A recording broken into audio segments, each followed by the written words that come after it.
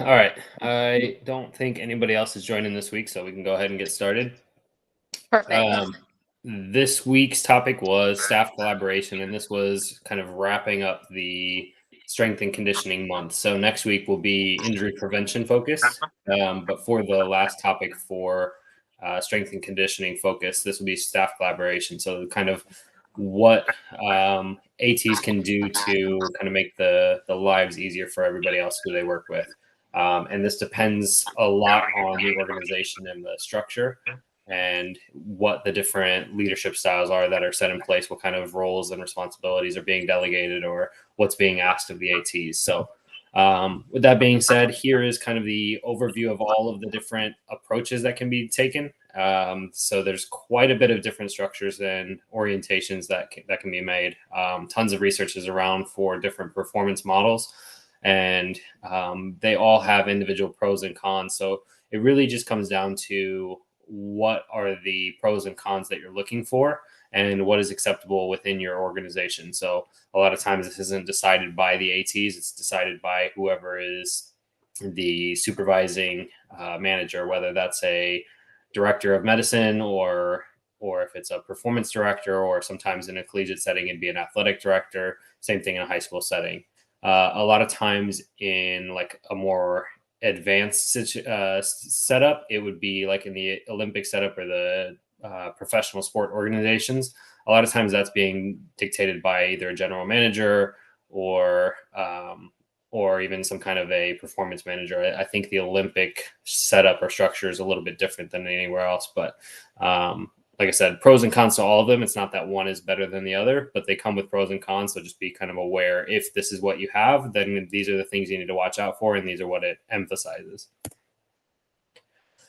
So the first one is the coach and the sport performance group.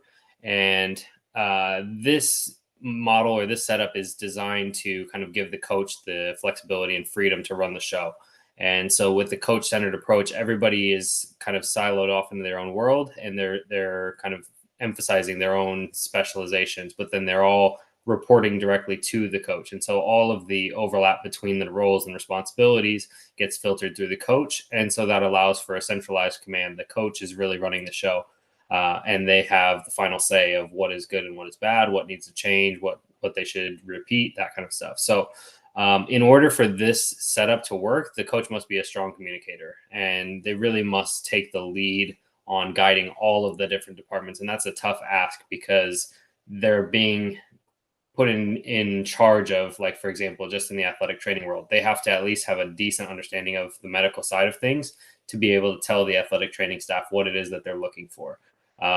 It can create power dynamics between them. So if, for example, if they don't necessarily see eye to eye with the athletic training staff, that can create a potential problem in terms of the communication, the disagreement, how they're going to go about implementing or moving forward, or even to the point of the hiring practices. A lot of times the coach has the say in which staff members are going to be hired and who they're going to bring on board with them. So if the sport coach doesn't see eye to eye with one of the various supporting performance enhancement group members, then there's the potential there for abuse or some kind of power dynamic that's problematic. The collegiate model is probably the most common, and this is more of a top-down approach. So the coach isn't necessarily in charge here. A lot of times they're either second in command underneath an athletic director or underneath a general manager, and then they are giving command through the coach to the rest of the department. So that's sports science, strength and conditioning, sports nutrition, all of the support staff that are kind of specialists in their own fields. And so that's really what benefits in this model, is that it allows for the specialization and everybody can kind of own their own world. And then they all contribute up the chain to the high performance director. A lot of times this could be a director of sports medicine. This could be a performance director, or it could be both. I think that it kind of misrepresents the other functions as being above, but the they're technically not attached to the below department. So they would be a separate tree beneath their own functions. But the high performance director is really responsible for all of the different support staff roles here. The biggest downside, according to the research, was the cost of additional employees. And so having to fill all of those different roles. As you can see, now you've expanded from maybe 3 or 4 support staff, and now you've got 5 that are underneath a director. So you've got 6 just on that side of things. This also opens up the kind of opportunity for malalignment. And so the athletic director may be giving commands to the support staff, and they might not see eye to eye on things. The other thing that it creates for malalignment is the kind of theory of like too many cooks in the kitchen. So if sports science and strength and conditioning, for example, aren't on the same page, they're giving different information to the high performance director, or maybe they're both giving the same piece of information, but they're giving something different. So it again creates that potential for problematic communication there. It still has the opportunity for the power imbalances here, but it's not all being filtered through one person. It's going through the high performance director, then to the athletic director. So it still has the potential for kind of foul play, I suppose, if the athletic director is then say they're on the same page as the high performance director, but they disagree with whatever's being said by the support staff.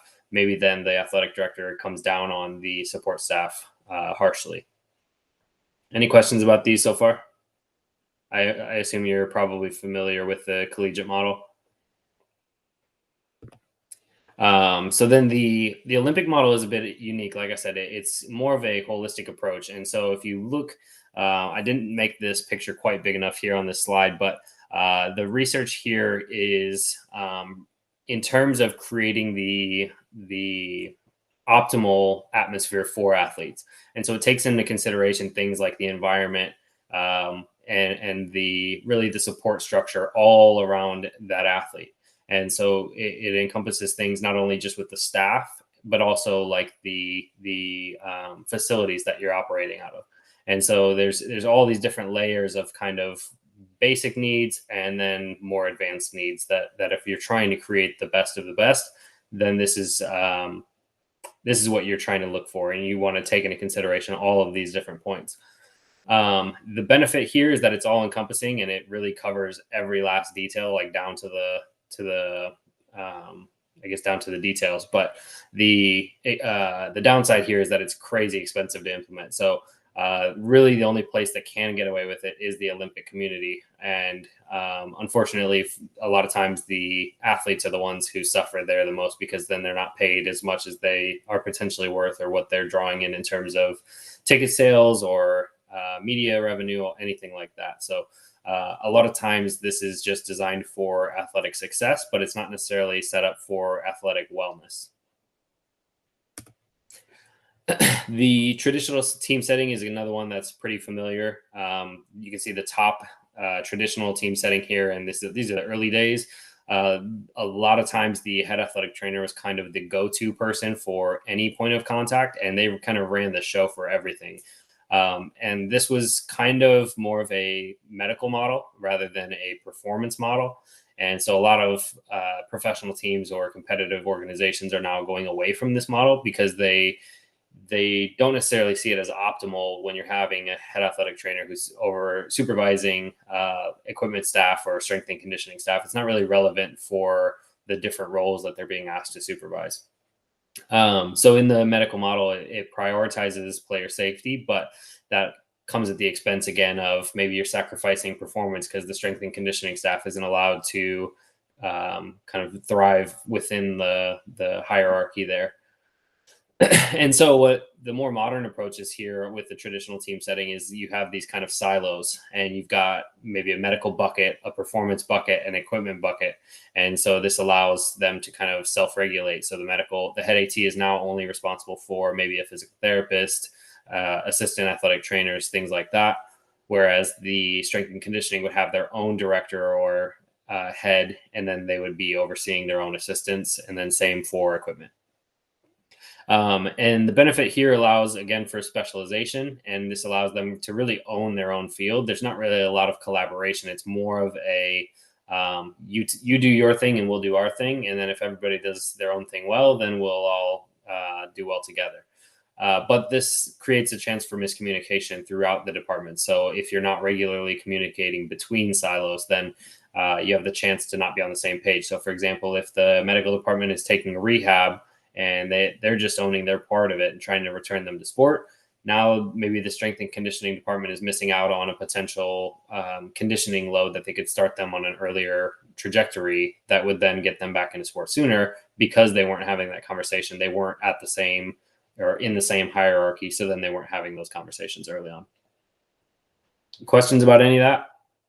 Yeah, I'm curious at your in your setting, well, or in general, do you and strength and conditioning staff and sports scientists, do you guys work together to create a protocol? Like, for example, a quad strain. Do you have a set protocol, days 1 through 7? I know everything's different and every person is different, but do you guys collaborate on that type of protocol or rehab? I mean, ACL is pretty not straightforward, I don't want to say, but like, for example, you have your like benchmark certain months, things like that. So what do you think on that part of it? Yeah, in our world, medical slash performance slash sports science all like coexist very closely, and there's never a case where it's like this is only medical or this is only performance. Like we don't do hardly anything in our own like vacuums. We all exist together, and we all try to collaborate as much as possible to create a plan that's optimal for the athlete. Again, we'll get to the athlete-centered approach. That's probably more accurate for our setting. But basically everything we're doing is for the best best case scenario for the athlete. So in a quad strain, for example, as soon as day one, we know that this is going to be more medical in the early days. They might not be able to do quite as much on feet because they have limitations with that quad. And so maybe they're not doing a lower body gym, but maybe the performance staff still wants to take them for an upper body gym or a core exercise, something like that. So then the medical staff then has to create the restrictions so that the sports or performance staff knows kind of what boundaries they can work within. And so if we say we don't want them doing anything standing for an easy example, then the performance staff then has free reign to say, okay, anything seated or lying down is fair game. So then they would take that and run with it, and they would build whatever their plans and goals are. If they're trying to increase strength, or if they're trying to promote core stability or anti-rotation, whatever their goal is, then they have the boundaries to kind of apply their own expertise within the boundaries that we've set as a medical department. In some ways, we're a bit like all of these different models. And so, for example, a medical model where the player safety comes first, in a world where the player is the center of the circle, really their safety has to be prioritized, and we have to do what's best for their return to play. So it's not necessarily one or the other for these models, but a lot of times we kind of pick and choose from the best of each of these, and we try to implement that in a way that benefits the athlete. I don't know. Did that answer your question? Yes. Yep. Mm-hmm. Yeah. Cool. So then the high performance team, and this is where a lot of professional organizations live, and this is, I would think, probably the closest thing to what we do. There are, again, the separate silos where each team is kind of interacting. The medical department might come together and have meetings separately. They might come up with their idea of the game plan, but then they're probably going to collaborate with sports science or strength and conditioning or both. And so if we come up with our plan of, okay, here's what we want to do for the first, say, 3 to 5 days of a quad strain, strength and conditioning comes up with their plan of what they think is best for 3 to 5 days. We both then go to sports science and we say, here's what we want to do, here's what they want to do. Is there anything that doesn't line up? Is there anything that's not matching with both of our plans? If everything goes smoothly, then we just say, yeah, that makes sense, and we approve theirs, they approve ours, and then sports science approves it all. Everything makes sense with like the player loading, for example, and then we'll proceed with the return to play. And a lot of times it gets a bit messy in the professional world because there's the business side of things, and it's not always just a straightforward player care situation of taking your time to do the best job. A lot of times it's maybe you've got a player that you're paying a lot of money, for example, like NBA or NFL. Those guys who are making $30-40 million a year, if they miss one game, I mean, that could potentially be a waste of $2 million from the owner's perspective. And so with the business side of things, you kind of have to look at it from a monetization standpoint, and how much time loss are they kind of racking up with these different injuries. And a lot of times it's about minimizing the time loss or the financial loss of the athletes that are involved there. So like I said, this is probably most common in professional sports. I'm not saying that makes it the best. It's just kind of what the nature of the sports or the organization's demands of the different teams. And so some of the benefits, it again allows for specialization, but the benefit here is that it maintains communication between the groups. So like I said in the last one, if you just have separated silos, then it creates room for miscommunication or lack of communication. By having somebody oversee the whole process, then it allows them to kind of gather the information, similar to how the coach would have in that coach-centered approach. But now it's in somebody who's more of a director role. And like I said, the downside here is that it doesn't always prioritize the athlete. So sometimes it's not necessarily sacrificing the athlete. Most of the time, the medical staff isn't going to do anything reckless, but maybe you return them at 85% of their clearance instead of 90%. So sometimes, depending on, it depends on the time of the season as well. Maybe you have a Super Bowl that you're trying to win. And so maybe you're going to take a really bold risk there because you're trying to win a Super Bowl. Whereas you might otherwise say, okay, wait a minute, this athlete's not ready yet. Like they're still 80%, 85%. Maybe we need to give them another week, something like that. So the professional model has its, like I said, pros and cons, ups and downs, just like everything else. But these are the kind of things to be on the lookout for. It has the potential to kind of sacrifice the athlete in the name of the team or the business. Questions about that one? Yeah, especially well, leading up to that too, like that opens up a lot of liability from like maybe the college setting, it would seem like that a little bit. Although like your footballs and your basketballs, maybe it's a little bit of a different conversation. Because there is that money now involved in it for that player or for the college itself in a way. So how have you guys navigated that? Where like, for example, there was a lot of talk this year with football where some hamstring injuries, re-injuries happened throughout the year. And on social media, it was a lot of like, well, this is negligent, or, that wasn't the right thing to do. Although none of us are in the AT room, so who actually knows what the athlete said and what the conversations were. But how do you navigate that when maybe an athlete could benefit from another week or two off or progressing, and then they're okay with it? Obviously, the coaches want them to play. They want to play, but in the back of your mind, you're kind of like, and then maybe it like kind of bites you in the tush after. So wondering how you guys navigate that and like protect yourself from liability standpoint. Yeah, I think the communication is key for all of that, and that goes for all of the different stakeholders. That goes for communicating with the athlete the risks, making sure that they are aware that if they're underreporting their pain, or they're saying that they feel confident and ready to go, but they're really not, it comes with risks, right? And a lot of times it's not. In the collegiate world, it seems like there's a lot more I guess decision making from ATs. In the professional world, it's a lot more like risk management or risk stratification. We're not so much the deciders or the gatekeepers of whether or not this athlete plays. A lot of times it's, hey, this guy is really not looking great. We don't think he should play. And the coach will just say, I don't care. They're going to play.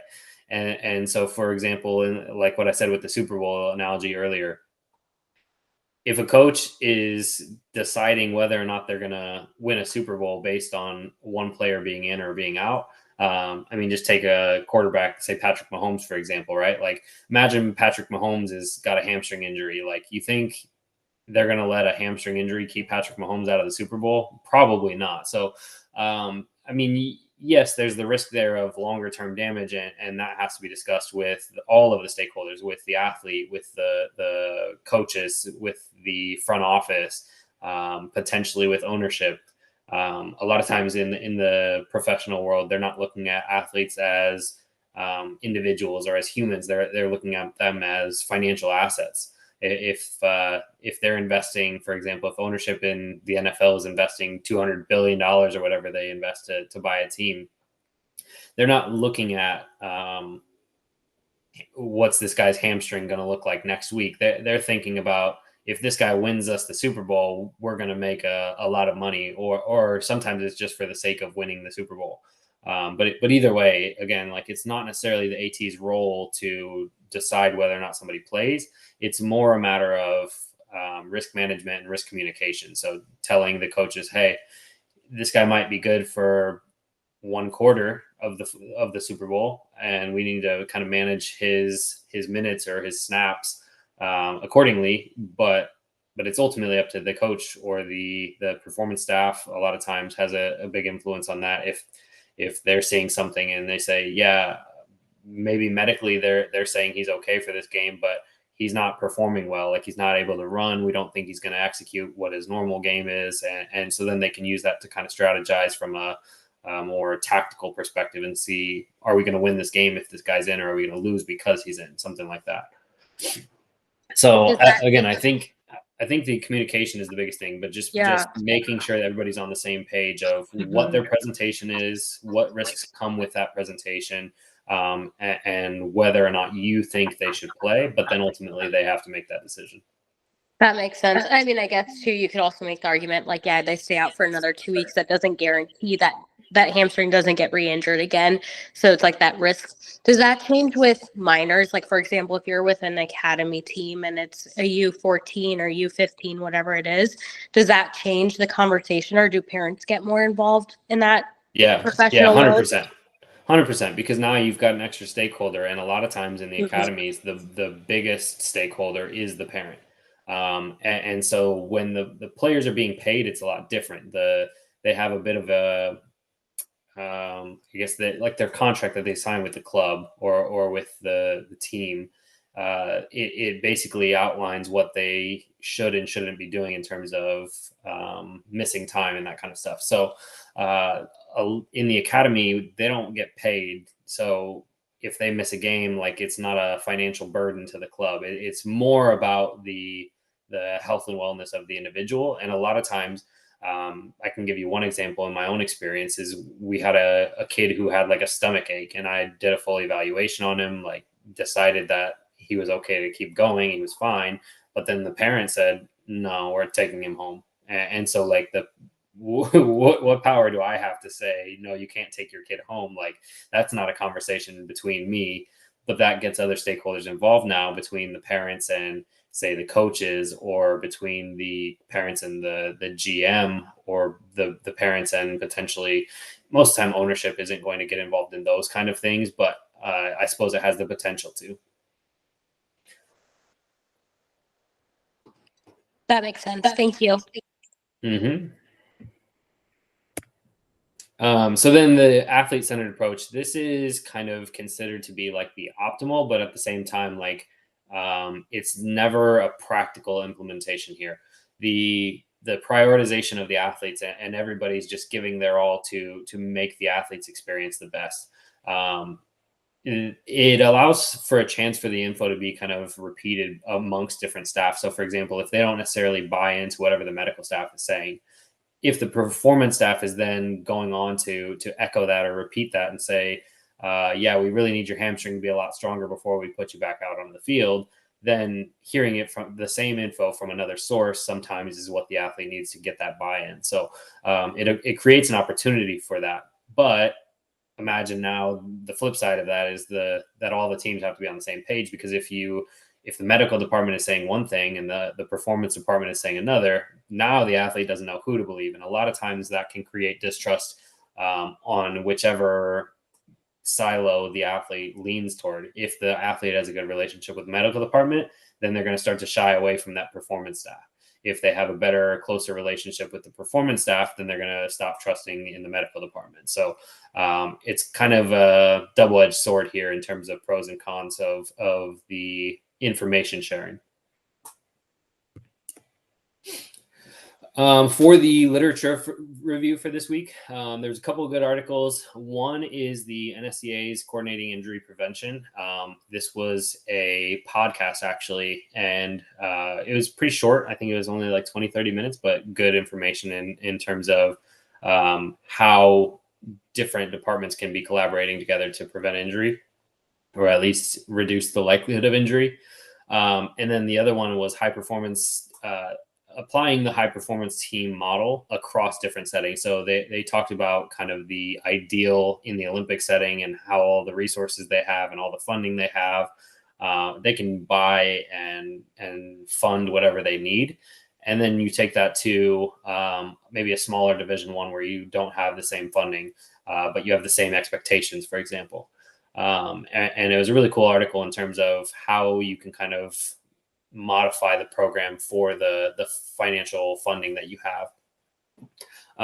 Two different resources that were videos that I really like were both on the NATA's Educate platform. One is from Eric McMahon, and this was the sports science this was the strength and conditioning module, and it was talking about how athletic trainers and strength and conditioning staff can coexist.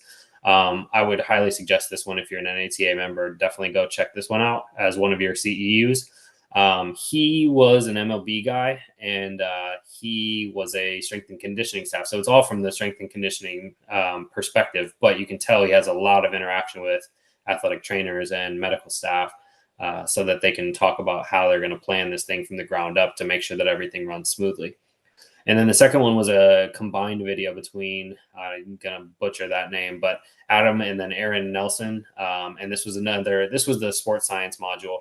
And it was talking about building a successful organization model. And they go through all of the different structures that I showed earlier, and they kind of break it down in a little bit more detail than I did. And so especially Aaron Nelson's portion of the talk was really good in terms of the pros and cons of each and what ATs can do to contribute to the success of any of the models that they find themselves in.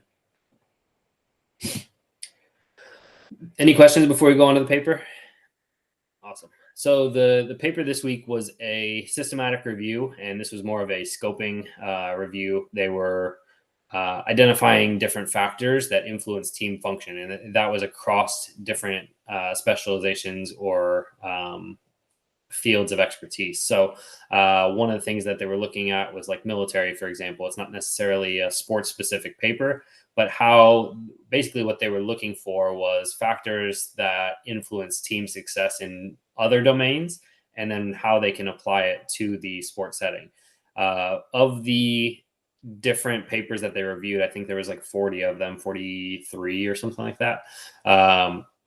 The four kind of themes that they found that emerged in all of them were leadership, supportive team behavior, communication, and performance feedback. And we'll break down a little bit more about what they were saying for each of those. But those were kind of the four themes that they found across all of the different domains, whether that was business or military or sports, anything along those lines.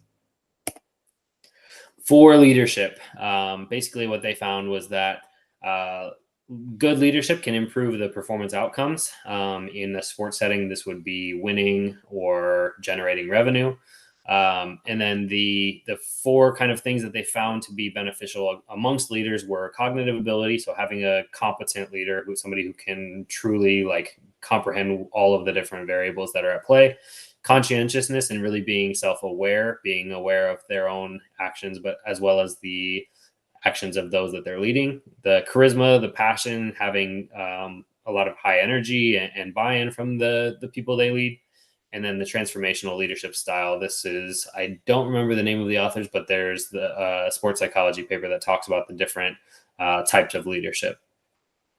The top-down structure that they were talking about on the negative side of things. So when you create a leader who is solely focused on being in charge, they found that it decreased performance, and a lot of times it created conflict within the group. If they weren't sufficiently leading the group, then the group would look to lead themselves, and a lot of times this would create conflict within the members. The other thing that it would do was, with the top-down structure, is it created the low leader member relationships, and what that was basically was members of the team didn't like the leader, and they found this to be, I think, one of the biggest predictors of a team's failure or decreased performance outcomes, was having poor relationships between the members and the leaders. So half the battle of being a good leader is just being liked amongst your members. For the supportive team behavior, having a strong group identity, having good communication, and then having a cohesive group, a group that likes each other, again, plays a big role in this case. It wasn't so much in performance outcomes, but it was in managing the conflicts and managing failure. A lot of times those kind of negative performance outcomes can lead to adverse consequences. The group can start to crumble a little bit, start to point the blame at each other, and separate. And so what the strong group identity, good communication, and cohesion did was it mitigated that risk of the downside of conflict and failure. Relationship conflict. So the supportive team behavior, again, it would protect from the downside risk of decreasing team performance. If this is basically, again, saying that if there are relationship issues within the members, then it decreased the team performance. And that's not really that big of a surprise. But the kind of nuance here was that if there was relationship conflict, then it decreased team performance. But if there was task conflict, meaning they disagreed about how to solve a problem, as opposed to I don't like you, then it improved team performance. So having task conflict or strategy conflict, this improved team performance. The caveat here being if the individuals were open to suggestion or collaboration, and also being emotionally stable enough to take criticism and then use that feedback to then improve themselves. Any questions about that stuff? Cool. Then the communication side. And so they got into the weeds a bit here in terms of there was a lot of different variables within communication, but functional diversity, they found to be either pro or con. With the information sharing specifically, they were saying if one person was arguing on one side of the thing and another person was arguing on the other, then that was, again, more of the task conflict as opposed to the relationship conflict. So what they wanted was that functional diversity and people who came from different backgrounds, different educations, different areas of expertise to then kind of let ideas compete naturally and then let the best idea win for the team success. Agreeableness, self-efficacy, and creativity. These had some interesting kind of time-sensitive demand or returns on team performance. So what they found was initially the agreeable people would then kind of cater to the work demands. So if the demands were high, they would pick up the slack and they would just say, okay, whatever, I'll do it. But as time went on, they start to get a little bit of that burnout, and they start to question things, and then the performance outcomes started to deteriorate. So you kind of got to be careful if you're leading a group of agreeable people or people with high self-efficacy, because that creative side of things it'll be high in the beginning if you put higher demands on them, but then you have the potential for the diminishing returns or the burnout. So again, going back to that leadership, having a leader who is kind of in tune with those different emotional IQ points can help them to kind of manage these different problems that can arise. age, job tenure, and dissimilarities, just nuances between the individuals, different upbringings, backgrounds, all of those different types of things can be barriers to team performance, or they found that they can be facilitators of performance, depending on if you have age similarities or people with similar job experience. What they found was people with big age disparities tended to not get along as well. And then again, if you have that functional diversity, it can be a pro. Maybe you have a young person trying to learn from a senior person, or maybe you just have a young person who says that guy's out of date, and then you have an older person who's saying, oh, that kid doesn't know anything, he just textbook know-it-all. Lastly, the performance feedback created the opportunity to learn and collaborate amongst the team members. And so again, they have to be open and willing to hear that feedback in order for it to resonate well with them, to then lead to collaboration for the future so that they could all improve the performance. The other thing that it did was it allowed the team to kind of shape their ideal world. And so with both the leaders and the members, the feedback then allowed them to kind of decide, what do we want our team culture or attitude around failure and success to be. The leaders would look at it and say, okay, well, we missed the mark here, but here's how we're going to target our success in the future.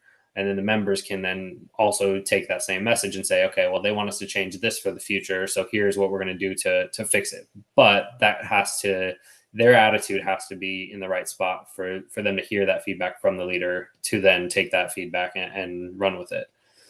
It allowed them to establish common team goals. So again, coming from probably the leader who's saying, these are our goals, and then the members have to internalize it. And then the last thing it does is it improved their understanding of their performance standards. So again, the leader can use feedback opportunities to let the members know if they're hitting the mark or missing the mark. So if the members think they're doing a great job, but then they get their performance outcome back and they say they failed, now the leader can then take that and say, here's why we failed and we missed the mark on these different areas. So within an athletic training model, for example, what that might look like would be, yes, we returned them to play safely, but we took 3 months to return a grade 1 ankle sprain, right? Like, oh, we had a great return to play. Like they didn't have a re-injury, but then the coach is saying, well, what the heck? We took forever to get them back out there. So having that openness to the feedback and kind of understanding the standards that are being set for whatever your demands are of your roles. So that's it for this week. So the summary, there's 1.5 million different models of support staff teams, and each of them comes with pros and cons. And then communication seems to be a pretty key point through all of them, both in terms of my experience, but then also in the research. Leadership plays a big role, and then openness to feedback amongst the group, and then having good, not only good relationships between the leader members, but then also between members to then facilitate that performance outcome. Any last minute questions?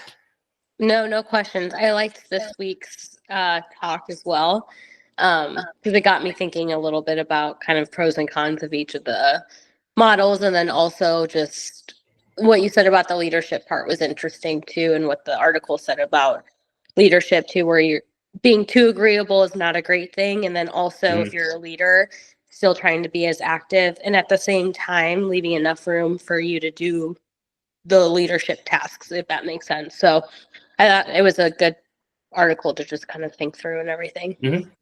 Yeah, I think it's good because the scoping narrative it takes a step back to then see the bigger picture. That's the benefit of doing a more scoping systematic review. It's not so nuanced in the detail of like what we're going to get into with injury epidemiology and that kind of stuff. It gives a broader perspective of like the human element of, I'm an athletic trainer, but I'm just one athletic trainer within a team of athletic trainers within a team of high performance members. And it's really allows you to kind of take a step back and say, oh, well, how is my organization? And what do I like and what do I not like, and is that in line with what the research is suggesting is common for these different types.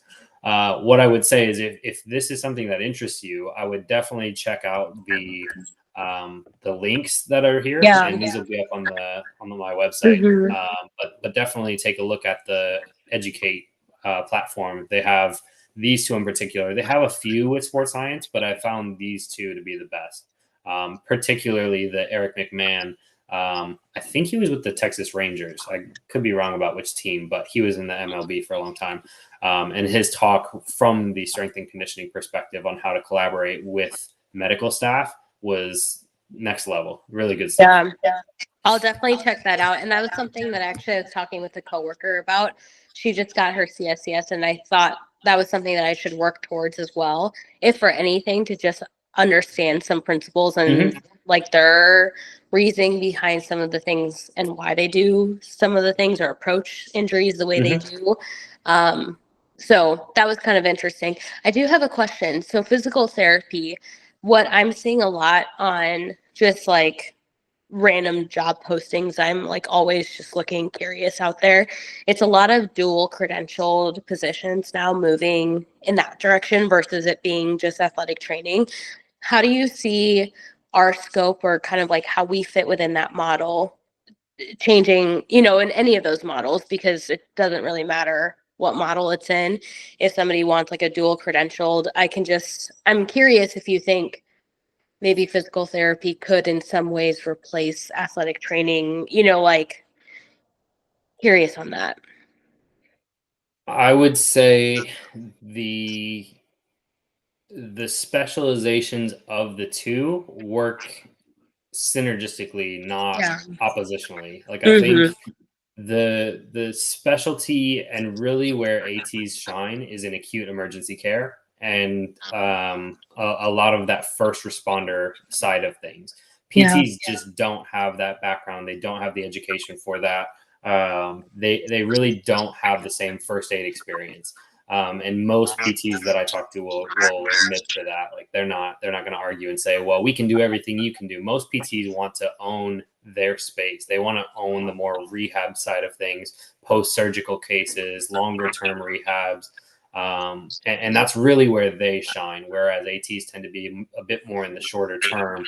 And they tend to be with not only the acute on-field stuff, but then also in terms of management of, for example, a low-grade ankle sprain, somebody who's not going to need long-term rehab care, but they do have a couple of deficits that you need to restore in the short term. So I don't think there's necessarily like a shift from AT to PT. I think it depends on where you want to work. Like I think NBA is a very heavy PT world, but they're basically, I mean, they have probably 5 or 6 ATs, if I had to guess, plus a couple of interns, plus all the strength and conditioning staff. Like they're working at like a 2 athlete to 1 staff ratio. Like it's just beneficial to have that extra education of longer term rehabs and Mhm. biomechanics in that world.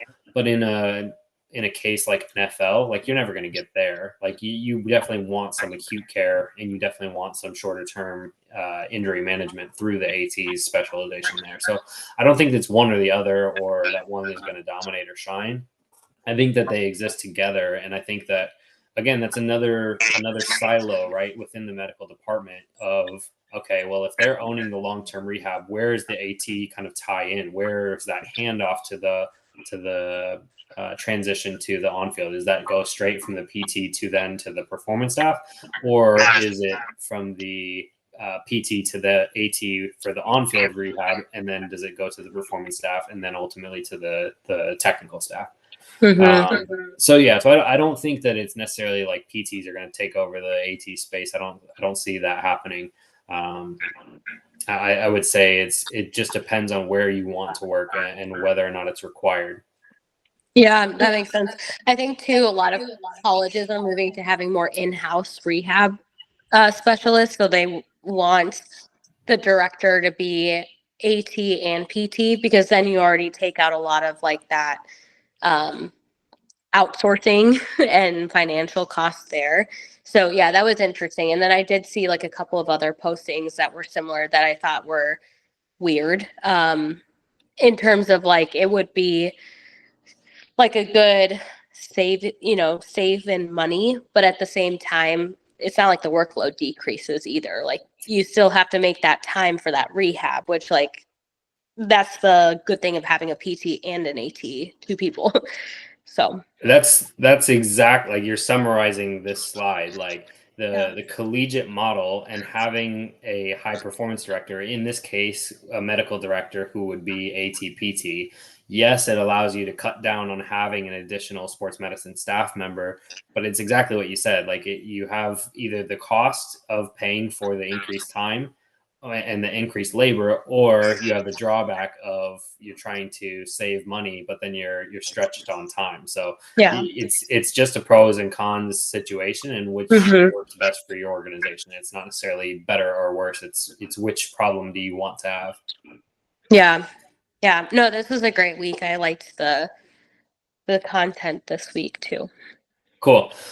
So next week's topic, like I said, the month of March is going to be injury prevention. And so then we will kick off with epidemiology and kind of understanding the nature of all the injuries across different sports so that we can kind of better understand what it is that we're trying to mitigate or prevent. Okay, very cool. Thanks so much. Awesome. Thank you for Thank joining. you. See you next week. Take care. Bye.